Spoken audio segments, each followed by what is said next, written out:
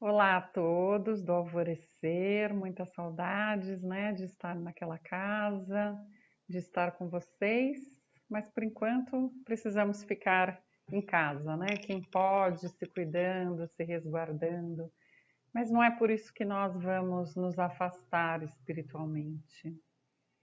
Então, nós vamos hoje falar um pouquinho sobre a caridade de ouvir. Esse tema é baseado no Evangelho, no capítulo 13, que é o capítulo que a mão esquerda não saiba o que faz a direita. Especificamente no item a caridade material e a caridade moral. Então vamos assim, começando com uma prece, vamos elevando nossos pensamentos, buscando nos acalmar, nos tranquilizar, sentindo a presença dos nossos mentores, amigos espirituais em nossa casa. Eles adentram em nossos lares pelo nosso pensamento elevado. E eles nos conectam nas casas uns dos outros que estão neste momento ouvindo a palestra. E nós vamos fazendo pontos de luzes na casa de cada um de nós e ligando a um ponto central, a nossa casa mãe, o alvorecer, mentalizando ali toda a sua entrada, pensando que estamos indo, tomando aquele passe, subimos as escadas, entramos naquele salão, aquela paisagem tão bonita, acolhedora, cumprimentamos as pessoas, trocamos sorrisos, abraços, nos sentamos e nos aquietamos para ouvir. Ouvimos a Deus quando nos calamos. E assim, Mestre, nos ajude nesse curto espaço de tempo a compreendermos um pouquinho mais dos seus ensinamentos. Graças a Deus. Então, nós vamos falar aqui deste capítulo, que é o capítulo 13, é o item a caridade material e a caridade moral. Então, aqui neste capítulo ele fala que muitas pessoas acham que fazer a caridade é somente quando a gente doa coisas materiais. E elas se esquecem, né, que a caridade não é só isso. É claro que doar coisas materiais também é muito importante, mas nós, se não estamos num momento que não temos o que doar materialmente, nós podemos sim ajudar o outro. E muito importante é nós fazermos a caridade moral. E um dos pontos da caridade moral, ele consiste em ouvir o outro. Olhem o que está escrito aqui. A caridade moral consiste em vos suportardes uns aos outros, o que menos fazei neste mundo inferior em que estáis momentaneamente encarnados. Quer dizer, como se nós não conseguíssemos nos suportar. Há um grande mérito, acreditai, em saber calar para que outro mais tolo possa falar. Isso é também uma forma de caridade. Saber fazer-se de surdo quando uma palavra irônica escapa de uma boca habituada a caçoar. Não ver o sorriso desdenhoso com que vos recebam pessoas que muitas vezes, erradamente, se julgam superiores a vós, quando na vida espírita. A única verdadeira, então, às vezes muito abaixo. Eis um merecimento que não é de humildade, mas de caridade. Pois não se incomodar com as faltas alheias é caridade moral. Então vejam, né?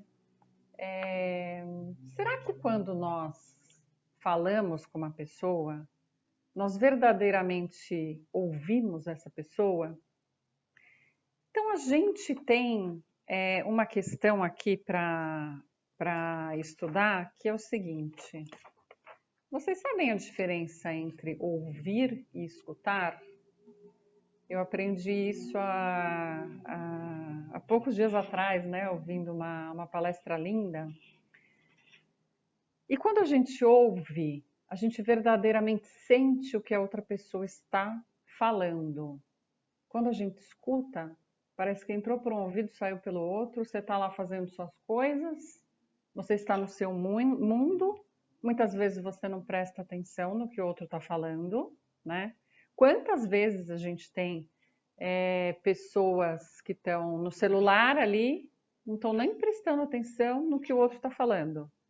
E tem uma pessoa querendo falar com você, e você está prestando atenção no que você está fazendo no celular, ou no que você está vendo na TV, ou no que você está ouvindo no rádio, e você não dá ouvidos, você não ouve exatamente o que a pessoa está te falando.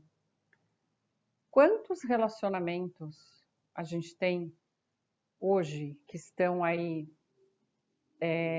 digamos assim, em situações difíceis, né? Por quê? Porque falta a compreensão, falta o ouvido, falta o carinho, falta o se colocar no lugar do outro, entender a necessidade do outro. Então, existe uma diferença muito grande entre ouvir e escutar. Quando a gente só escuta, parece que a gente não processa a informação, a gente não dá feedback, a gente não entende e às vezes nem presta atenção no que o outro falou. E aí, claro, né, que sempre tem também um jeito de falar. Assim como existe um jeito de ouvir, né, que nós precisamos ouvir direito e não apenas escutar e não processar e nem entender o que o outro está falando, também existe um jeito certo de falar. Então, o que acontece hoje em dia, né? Muitas brigas. Vamos pegar um exemplo aí de brigas de casais. Eles decidem discutir exaltados no momento da raiva, onde se falam algumas verdades, né, um para o outro. E será que é o momento certo de se falar? Talvez não, né? Não é tão melhor esperar a poeira baixar para falar as verdades depois, para tentar conversar de uma forma mais calma, mais tranquila? Isso nós nos inspiramos nos ensinamentos do Mestre Jesus. Como que Jesus fazia, né? Vamos pensar assim. As verdades que o Evangelho nos traz nos provocam uma intensa vontade de nos reformularmos. Essas verdades, elas não são fáceis de ser ouvidas, de ser absorvidas e de ser praticadas. Nada é fácil.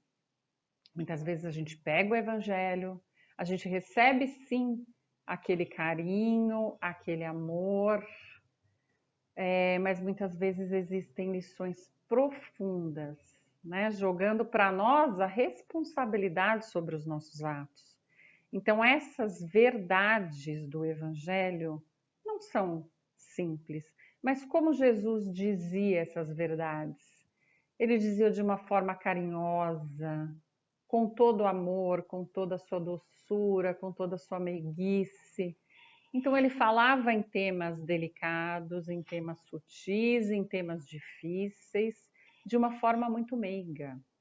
Que na verdade, quando nós realmente queremos ser ouvidos, nós precisamos também nos expressar quando existe um tema delicado, espinhoso, de uma maneira mais tranquila. E aí a gente fica pensando um pouco, né, no que nós estamos passando nessa quarentena dentro de casa, onde os relacionamentos eles estão bem assim, vamos dizer, intensos, né? Parece que tudo se tornou mais intenso. Então, será que a gente está ouvindo o outro? Será que na verdade existe um diálogo ou existe um monólogo? Então, muitas vezes, quando a gente conversa com uma pessoa, a pessoa já fala, né? Vamos dar um exemplo bem simples. Ah, eu estou com dor de cabeça hoje, a minha cabeça está estourando. Ah, não, mas eu estou com uma dor no estômago que é a pior de todas. Então, assim, ela não está respondendo a sua dor de cabeça. Ela está falando que ela também tem uma dor, né? Que ela está ali, a dor dela é maior que a sua, claro, porque o problema de cada um é maior que o outro. Então, na verdade, o que a gente tem hoje são monólogos e monólogos. Quando é que ocorre o diálogo? Quando um ouve o que o outro fala. Um traz uma resposta consoladora, amiga. Às vezes a pessoa não tem nada para dizer, ela não sabe nem como aconselhar ou trazer uma palavra naquele momento tão difícil, mas ela ouviu. E o fato de ela ouvir, nos ouvir, vai ser e é com certeza maravilhoso, porque quando nós falamos, nós verbalizamos todo o problema que está na nossa mente. É por isso que a gente fala nas campanhas de prevenção de suicídio, tem uma frase que é muito utilizada: falar é a melhor solução. Exatamente por isso, porque quando nós verbalizamos, nós colocamos nas palavras o que estamos sentindo aqui dentro, é como se essa dor, ao mesmo tempo, ela diminuísse. E aí a gente pensa, né? Quantas pessoas que estão nas suas casas, isolados, agora, que a gente conhece, e não tem com quem falar. Então, não, vamos pensar um pouco nisso? Vamos tentar fazer uma caridade de ligar, né, para nossos familiares que sabemos que estão sozinhos, mesmo que é aquela tia chata, que só reclama, que só chora, porque estas pessoas precisam ser ouvidas. E aí eu vou trazer um dado para vocês que hoje eu fiquei pensando muito nisso, né? Os números de desencarnes por Covid aqui no Brasil, parece que entre amanhã eles já vão atingir, aí a gente está quase na marca dos 14 mil mortes, certo? Vocês sabem oficialmente quantas pessoas cometeram suicídio, tiraram a vida durante um ano? No ano de 2016, que são os anos mais recentes de pesquisa aqui no Brasil, os números, e esses números eles são subestimados, eles não mostram exatamente a realidade. O número, na verdade, é muito maior, né? Porque a gente sabe que tem pessoas que, infelizmente, praticam esse ato extremo e na certidão de óbito saem outros motivos. Né, sai que a pessoa se acidentou, né, saem vários motivos, ou porque a família não quer, ou por uma série de circunstâncias. Então vejam, né, a gente está chegando a 14 mil mortes por Covid. Em um ano, nós temos, no ano de 2016, 13.400 pessoas se suicidaram. O que a gente tem hoje de Covid, que é um número extremamente significante, que está todo mundo extremamente preocupado com essa quantidade, né, de pessoas desencarnando. Nós estamos muito preocupados com esta doença, estamos nos cuidando, fazendo todas as precauções necessárias. Todo mundo está sensibilizadíssimo por essas mortes. Este número é igual a um ano de pessoas que se suicidam, que é até maior, né? E que nós quase não temos acesso, né? A esses números, não é divulgado por uma série de motivos. Então vejam, né?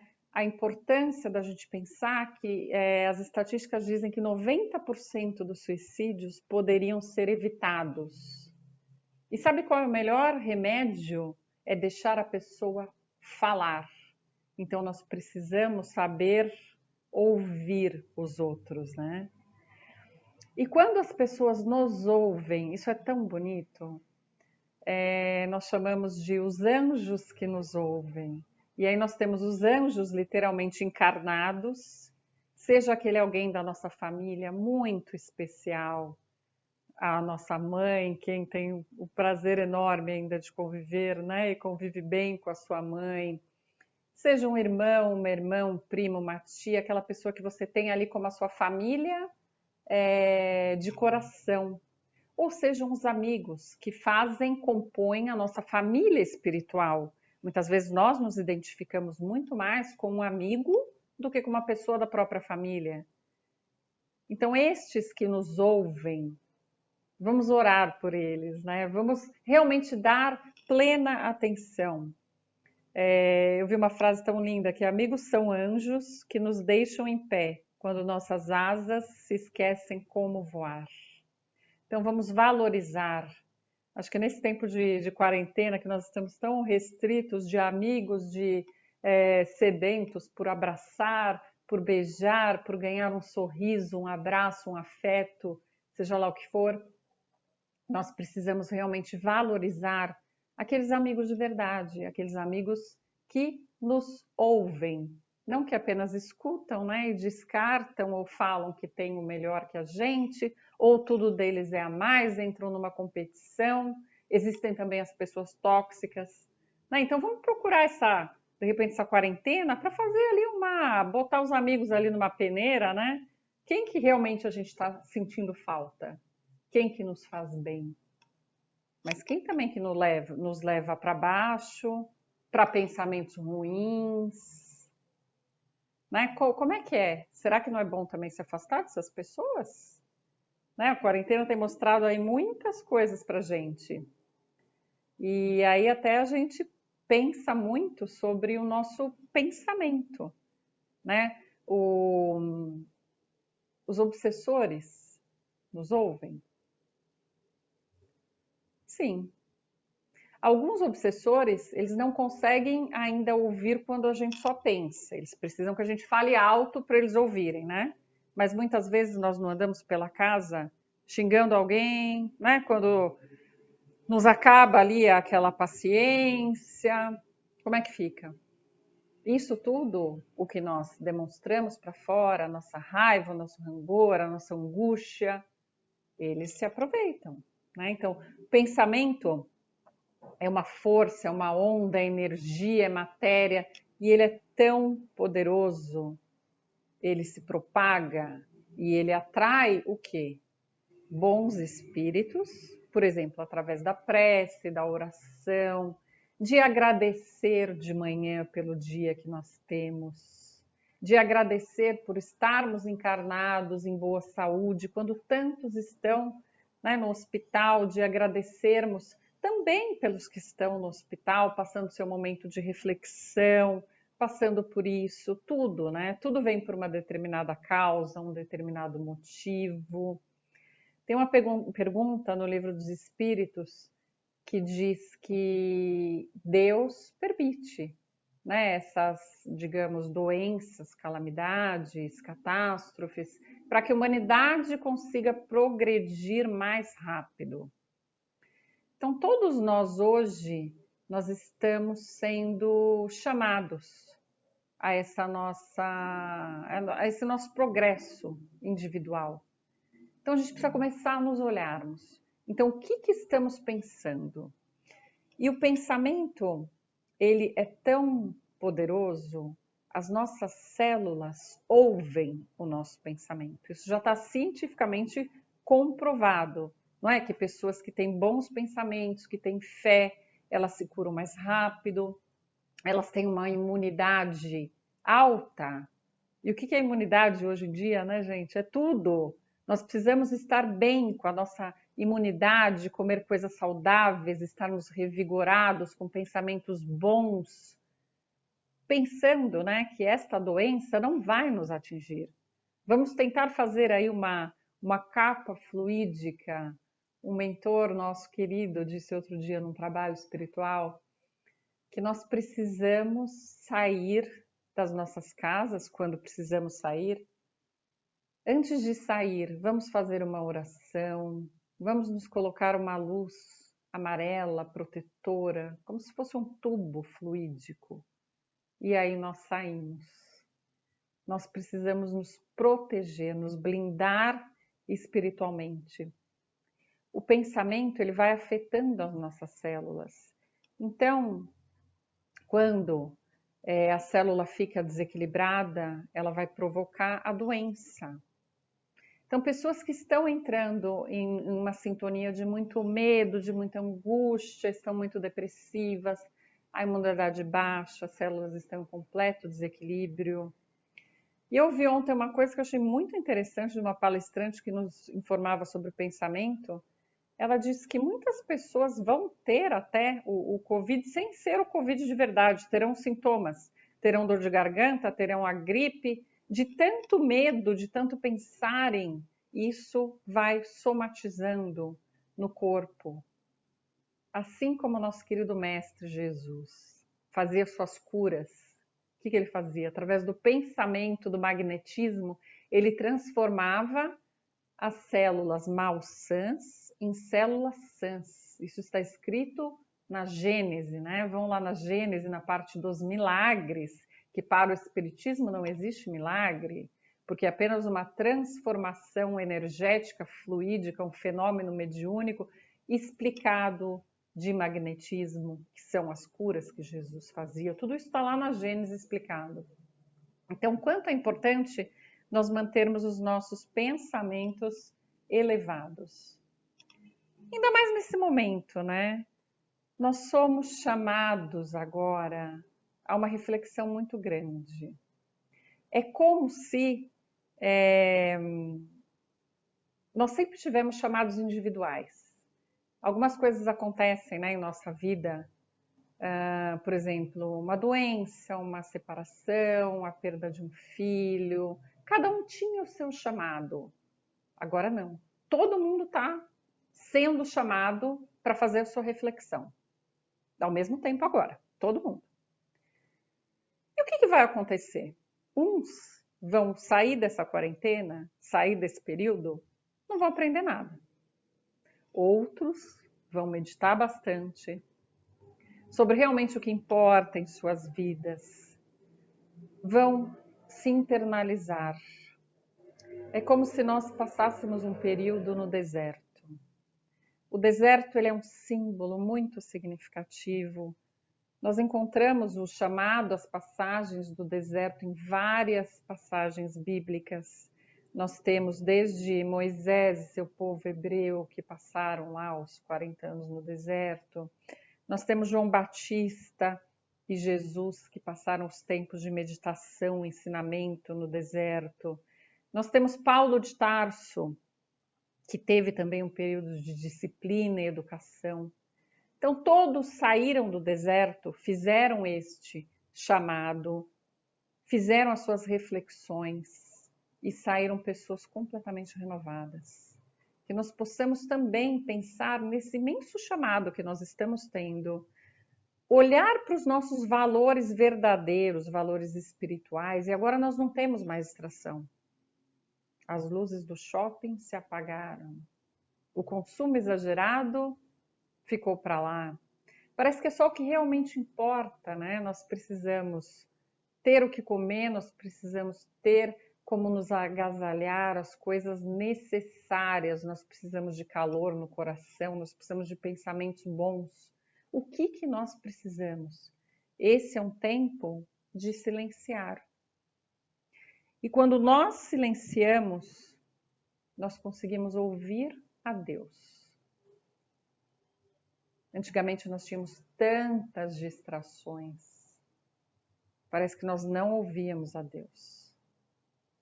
E sempre quando nós quisermos falar com alguém, nem que não tenha ninguém encarnado para nos ouvir, Deus irá com certeza nos ouvir. E esse chamamento que nós estamos tendo, o ir, né, para esse deserto, ele é de uma forma individual, cada um vai tirar o seu ensinamento, né? Ele é de uma forma coletiva, porque todos foram chamados ao mesmo tempo agora, mas o ensinamento vai ser de uma forma individual. E ele é temporário, ele tem um prazo, ele vai acabar, tudo passa. Então, que nós saibamos sair deste período de uma forma mais harmônica, confiando mais em Deus. Existem situações na nossa vida, por exemplo, quando estamos no deserto, que as coisas estão fora do nosso controle. Nós não temos a menor ideia de quando isso vai acabar, de como vai ser as relações de trabalho, sair na rua, a escola, depois de tudo isso acabar. Nós não sabemos. Então, quando nós nem imaginamos, fugiu do nosso controle. É por isso que tem tantas pessoas ansiosas, depressivas, porque ninguém mais tem controle de nada. A gente simplesmente não sabe o que vai acontecer. E aí, quando não sabemos o que vai acontecer, imagina uma criança, quando está com medo, não tem a menor ideia do que vai acontecer. O que ela faz? Ela recorre a seu pai. O pai nos acolhe, nos abraça, nos dá confiança. Nós precisamos confiar em Deus, nós precisamos nos entregar a Deus. É uma entrega do nosso coração, de acreditar que Deus está no comando, sempre, que tudo isso já foi planejado há muitos anos, essa situação, e é para o nosso progresso. Então, para concluir, eu vou trazer aqui uma música para vocês, que ela fala muito dessa nossa relação com Deus. Gilberto Gil, muito famosa, né? Todo mundo conhece. Se eu quiser falar com Deus. Se eu quiser falar com Deus, tenho que ficar a sós, como estamos hoje. Tenho que apagar a luz dos shoppings, a luz do mundo lá fora, olhar para dentro de nós. Tenho que calar a voz. Nos silenciamos para ouvir a Deus. Tenho que encontrar a paz. Aonde está a nossa paz? Tenho que folgar os nós dos sapatos, da gravata, dos desejos, dos receios. É como se nós ficássemos nus de todas as nossas máscaras, de todos os nossos papéis perante a sociedade, a sós. Tenho que esquecer a data. Parece que os dias são todos iguais, né? Olha só. Tenho que perder a conta, tenho que ter mãos vazias, ter a alma e o corpo nus. Se eu quiser falar com Deus, tenho que aceitar a dor. Vamos aceitar. Não vamos nos revoltar, não vamos questionar, vamos confiar.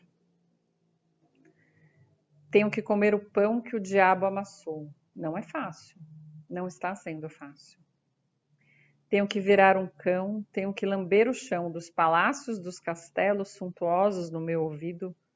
Tenho que me ver tristonho, a tristeza também faz parte. A tristeza é um período. Se ela é duradoura, ela é depressão. Aí temos que nos tratar, nos cuidar, psicólogo, psiquiatra, médico, remédio. Mas a tristeza faz parte da vida de todo mundo. Períodos tristes, períodos felizes. Tenho que me achar medonho. Muitas vezes o medo também nos abala, né? A nossa arrogância, prepotência, o saber tudo, controlar tudo, cadê agora? No deserto que estamos, não precisamos de nada. Não interessa nada os nossos cargos, o dinheiro, quantas línguas falamos. O que isso tem importância no deserto? Mas sim o que está aqui dentro do coração. A nossa confiança em Deus. E apesar de um mau tamanho, alegrar meu coração. Se eu quiser falar com Deus. Então vejam, né? Alegrar o coração, falar com Deus, utilizar todo este momento lindo da quarentena, esse chamado do deserto, esse chamado à reflexão temporário, tudo passa, para renovarmos a nossa fé. Então, meus queridos, essa foi a mensagem de hoje. Nós agradecemos imensamente a espiritualidade amiga que se juntou a nós nessas breves palavras de conforto, de alegria, de fé, de esperança. Agradecemos a intuição desses mentores maravilhosos e que nós possamos cada vez mais ouvi-los nos silenciando.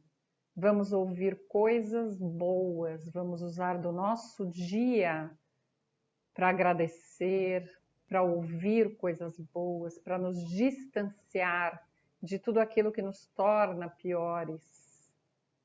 E vamos elevar sempre os nossos pensamentos ao Pai e agradecê-lo, como fazemos agora. Obrigada, Pai, do fundo do nosso coração, a oportunidade que estamos tendo de ouvi-lo. Graças a Deus. Obrigada, saudades de vocês. Graças a Deus.